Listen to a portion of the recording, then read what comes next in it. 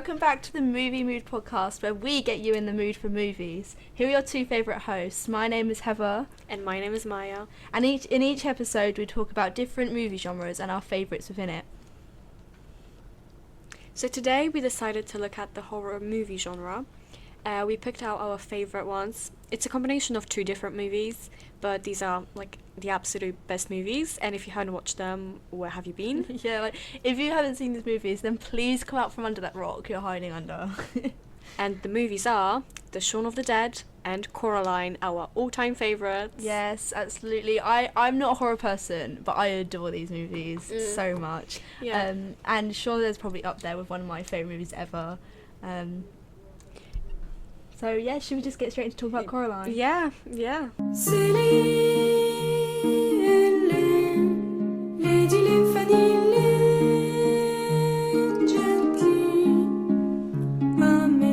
So as always, we have prepared a set of the following questions. Would you like to read them out? I would. So what is your overall perspective on the film? How does it make you feel, and what memories do you have attached to it? Memories. I remember the first time watching it. I was coming back from a school trip. I don't really remember where, but I remember I was sitting on the bus and there was like this TV, and I remember everyone was like, "Oh my god, we need to watch Coraline," and I've never watched it before, and yeah, I watched it on the bus first. I remember it traumatized me and I couldn't sleep. Oh no. That was lovely. But yeah, and I always Tragic. just grew up with that thought that Coraline is like the scariest movie ever. Oh, And then I watched it like 2 years ago and I was like, oh, it's not that scary actually. But I do still love it and it's amazing. I mean, honestly, the fact it's aimed as a kids movie, but like flabbergasts me, because it's like you watch that. I mean, luckily for me, it wasn't really one that I grew up on, and it wasn't really one that was prominent in my childhood, and I'm actually quite grateful for that, because I knew if I watched that, I was scared of In the Night Garden as a kid, so if I watched Coraline as a kid, Yeah. I would have been traumatized. But yeah, as a teenager, I actually really like it. I really appreciate it. I think it's a really good movie. I really like the whole aesthetic and the way it all comes together. It is amazing. The whole hidden details, like the Yeah. way there's bugs scattered throughout it, and they have some sort of meaning of the other mother, and I just think that's such it's such a good attention to detail. I love it when movies do that. I like the overall kind of meaning of it, to like appreciate the simple things, like what you already have, Yeah. and don't like, expect, just appreciate what you have already. Don't take it for granted. Yeah. Basically, yeah. So, I've heard people saying that like, oh, this like movie doesn't have a moral for kids, It but like does. you've just said, I think it does. Yeah. It has it's not even just for kids. Like anybody can take that moral and use it in just life. appreciate what you have. Yeah. All right. Well then, should we move on to the scariest moments? Yes. Um, There's lots to talk about here. yeah. I mean, I don't know. What is? So for me, it's Yours. when you see the other mother grow into her like True full form. Yeah. That is terrifying. She becomes this whole big bloody spider thing, and it's like, it's terrifying. She looks like a skeleton merged with a spider, and like the button eye. It's terrifying. And this movie has jump scares. I was watching this movie, and there's a bit where Coraline is trying to lock the door behind her. And I probably should have mentioned this, but there is spoilers. Oh my god, yeah, we forgot to mention. We forgot to mention spoiler warning, so spoiler warnings.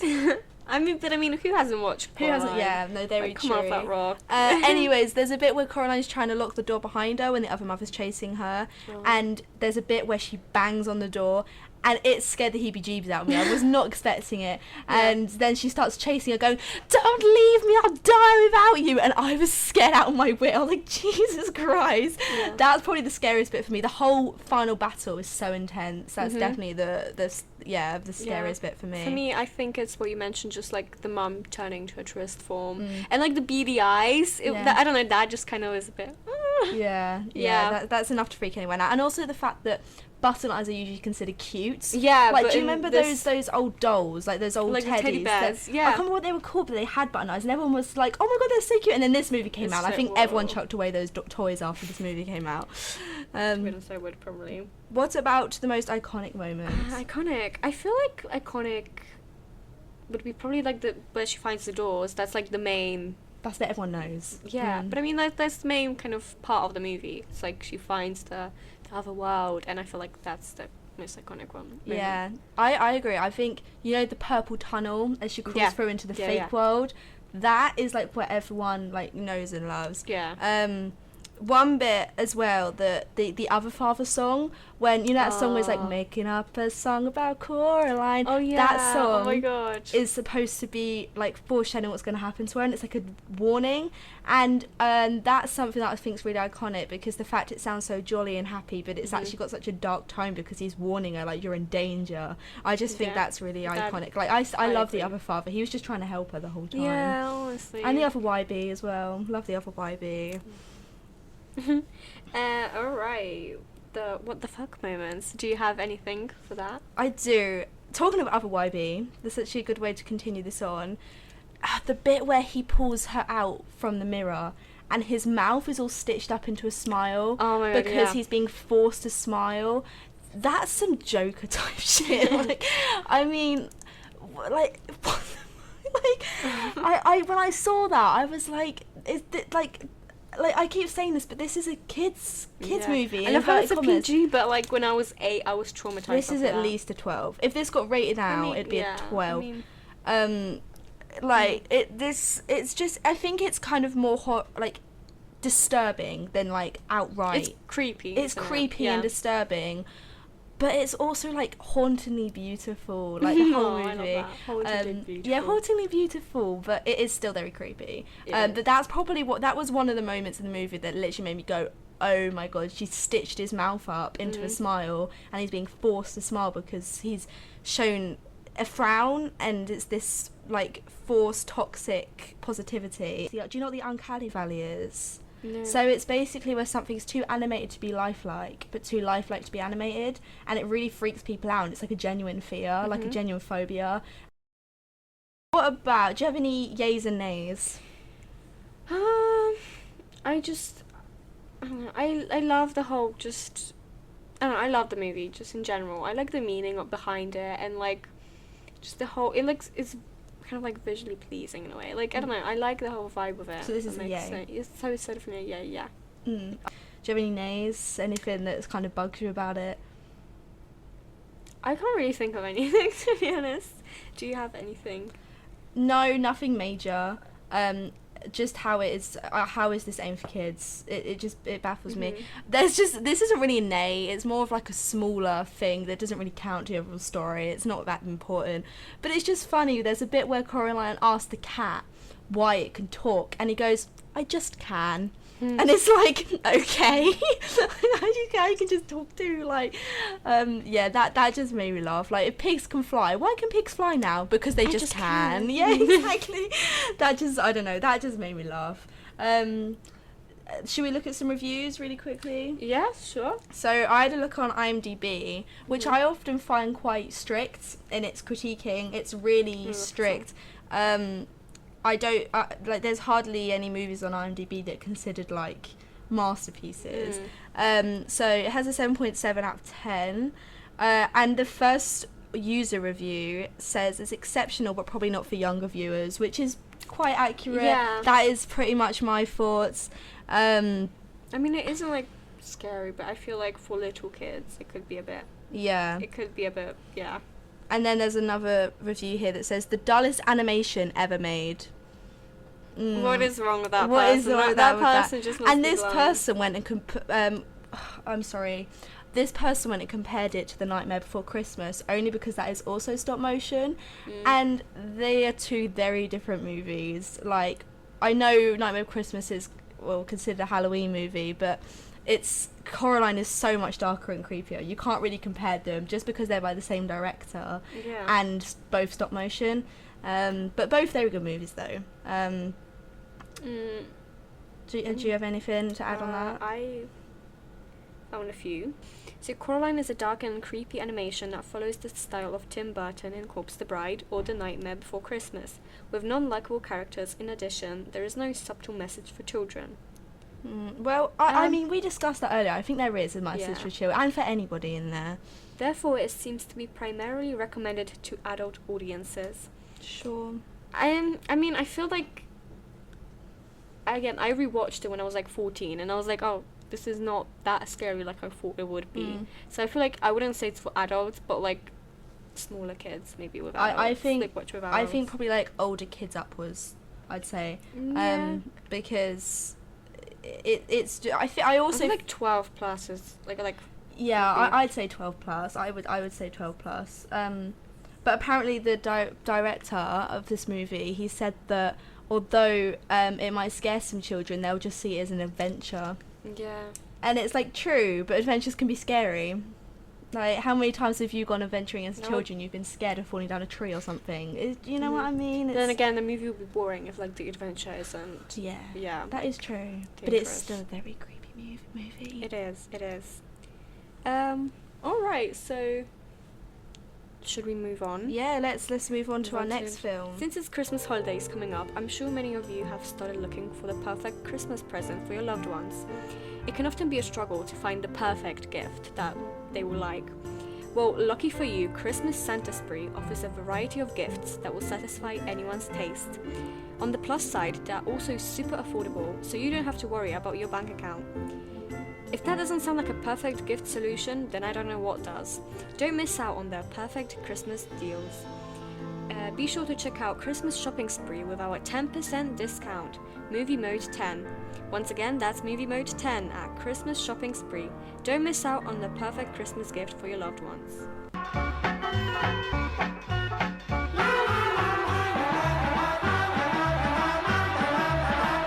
Beautiful. That's beautiful. Beautiful. Well done. Very well done. And it's kind of ironic that we're doing a Christmas promo in the middle of talking about horror movies, but It is, but oh wow. It's a Nightmare Before Christmas kind of thing, Yeah, combination, crossover, yeah. sequel. So yeah, Shaun of the Dead. Tell me then, what is your initial thought on Shaun of the Dead? I remember my dad was obsessed with that movie, and I didn't really want to watch it because it was like, oh my god, it's a British comedy. I don't want to watch it. It's about zombies. That's like the dumbest idea ever. And like my mum was like, yeah, I agree with that. Like, how could that be funny? I feel like it's gonna be a dumb comedy. And like she kind of just made me think that it'll be like a bad movie. But my dad was like, no, I don't care. Like, you're sitting down, you're watching this. And I remember I just cried from laughter. Like, it was hilarious and I really enjoyed it. It's so funny. Yeah. Do you have any memories? I do. Well, honestly, this movie I've seen recently. I've always heard about this movie, but because it was zombies, I was like, no. That was just off the chart for me. But as I kind of got older and I matured a bit, I was like, I kind of want to watch it. It was on Netflix, and I was like, I want to watch this. So I watched it, and it's one of my comfort movies now. Yeah. It's like, strangely enough, because it's extremely violent and gory, but I feel like there's comic relief. And it makes it watchable for me. But I would definitely still class this as there's people who argue it's not a horror, but it is because it's zombies. They're associated a lot with Halloween and horror. There's a lot of gore and blood, and it's definitely and it's got horror tropes, like the bit where he pulls back the mirror and he sees like zombie Pete standing in the mirror. That's a trope used a lot in horror. I feel like the reason why people might like think it's not like a horror, because technically, like, because there's so many comedic, like, elements. Elements, it kind of makes it less scary, but I feel like it's just, like, gory. I wouldn't say it's, like, it's not like super scary, it's just there's a lot of violence and just zombies and, like, it's jump not scares like a dark horror, but it's got horror themes. Yeah. I'd say it's that. But we're still including this as a horror movie. So. Yeah, absolutely. On Google, it says it's a horror movie. It says it's a horror comedy. If you don't trust us, like, Google it. Yeah, it is a horror. Google's the best source of information. So what's the scariest moments? Oh, I feel like I don't know any. I'm trying to think. I think one of like the scarier moments was like when the zombies were kind of like reaching out, like any kind of scenes where the zombies were kind of attacking. Them. Yeah, I feel like that was a bit scary. That does get a lot. For me, it wasn't really necessarily scary, but just disturbing. The bit where they reach through the windows of the pub and they grab David and they pull him and they rip out his insides. Oh no, thank you. That was horrible. And then like they grab his arm, the zombies grab his arms and they grab his legs, and he just I just absolutely knocked the microphone. No, that's not good. The zombies grab his arms and they grab his legs and they just rip it. That was just like. Do you know what I also kind of find like disturbing was like, I mean, I don't know if disturbing, but it was kind of sad when he had to like kill his mom. Oh, that was just like that was so sad. that was like sad, but also it was just like, ooh, like a bit disturbing in a way as well. Hated David. I wanted to punch David when he made Shaun shoot his own mom. Yeah, that was I've got that down for my WTF moments, to be honest. Yeah.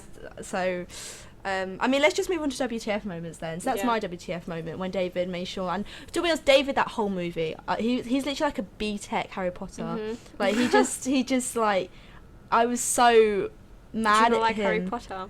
I like the first two, and then after that, I was kind of like. I feel like the first eh. 3. I've never read the books because they're like massive, but like, Yeah. in terms of movies, Yeah, Yeah. reading all the books would take like a whole year in itself. It would. So yeah. Anyways, though, so what's your WTF moment? I feel like I feel like it was just the mom, to be honest, because it was like he had to. It was sad and. It's kind of sad how she was trying to cover up the fact she'd been bitten the whole movie as well, Mhm. and there was such early She didn't wanna- signs. Yeah, as and well. then he was like, just shoot her. Yeah, I know. Yeah. It's really sad, but yeah, I think we can all agree that we're going to start a David hate club.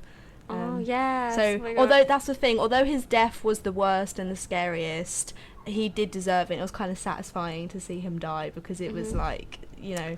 Ah. Sorry, I that mean- sounds really bad and morbid, it does doesn't a it? bit. I But- wasn't satisfied, but I wasn't sad for him to die, but I wasn't like sad, like yes he died. Yeah, like, no, I wasn't, like, I get you. But, I mean, yeah, he was okay. right about Shaun's mum, but he just did it in the worst way possible. It's just insensitive in a way. Mhm. All right. Yeah, I don't really have any like what the fuck moments, but I have iconic moments. Oh yeah, but the whole movie. I is feel like there was a iconic. lot of yeah. So like my favorite, just my all-time favorite kind of scene was this girl in the back garden. Yeah. There's a what? There's a girl in the garden. This girl. In the garden, there's a girl. Yeah. Yeah. And I feel like. Yeah, iconic. and then they start throwing the vinyl discs at them. And there's like the Batman soundtrack, throw it. Yeah, that's so good. I want to see the whole movie for me. Or like is this just scene, stereo. like, oh, do you want anything from the shops? Alright, a cornetto. Yeah, I don't know, yeah, I just love that one. that Yeah, scene. honestly, actually talking about the Cornetto trilogy, because this is the first movie in the Cornetto trilogy, which is all movies directed by Edgar Wright, and they star Nick Frost and Simon Pegg. Just a little fun fact for you there. You do your research. Don't I you? haven't done my research. I'm probably She's an Edgar Wright she's fan. a massive I can't fan of lie. these movies. Yeah, so I've lost my train of thought now. I'm so sorry. So yeah, no, it's okay. No, oh no, I've got it back. The shop walk. Yeah, the shop walk. So there's a bit at the beginning where Ed asks for. No, it's not the beginning. Wait, I'm gonna start this bit again. Let's edit this bit out.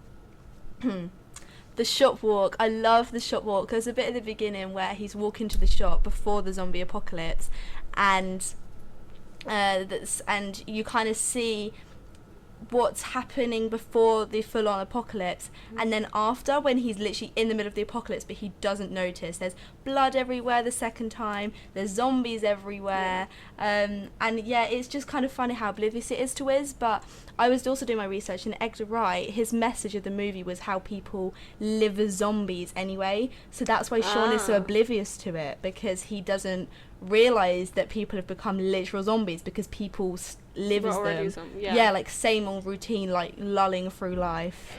I just found that was quite interesting. And I didn't know that. Wow. No, so I think that was the director's That's, message. So there you go, wow. fun facts. I thought it was just a comedy, but there you go. Yeah. Has a meaning in it. So we got years and nays.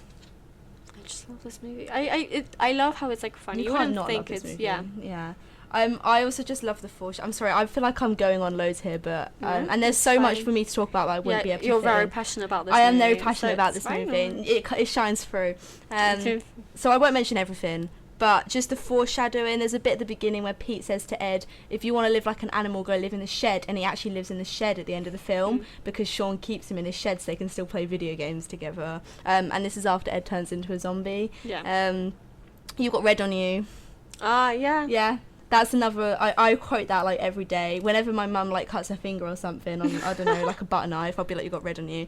And that's because his red pen leaks through at the beginning, and then that later becomes blood. You know, and red's a very prominent colour in this movie. It is. Which is a common thing in horror, is that, you know, red is danger and blood and death and gore.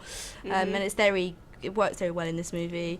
And there's so much more that I could go on about, but I won't bore anybody. But it's just such a genius. If you movie. haven't watched it. Yeah, watch it it's kind of, you because- kind of have to watch it to understand what I'm on about, but it's just, and I haven't got enough time to explain it fully, but I'm very passionate about this movie. Yeah, I can see. And then a nay.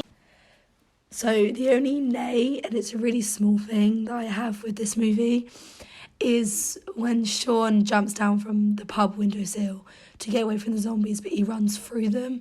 And nobody would run through those zombies without actually getting eaten alive. I just think everything else is done really well and thought through really well, but just that is the only thing that I think is really unrealistic. He's running away from the zombies, but like he's running into the zombies. Exactly, it's stupid. That's the only thing though. I want to apologise for my voice. We're recording this a day later because it didn't save properly, so I sound like this. Because I just do. I woke up like this. But apart from that, that's it for today's episode of Movie Mood, where we get you in the mood for movies. We have been your amazing, humble hosts, Heather And Maya, thank you so much for listening, and see you next week where we will be discussing our favourite comedy movies. Bye! Bye.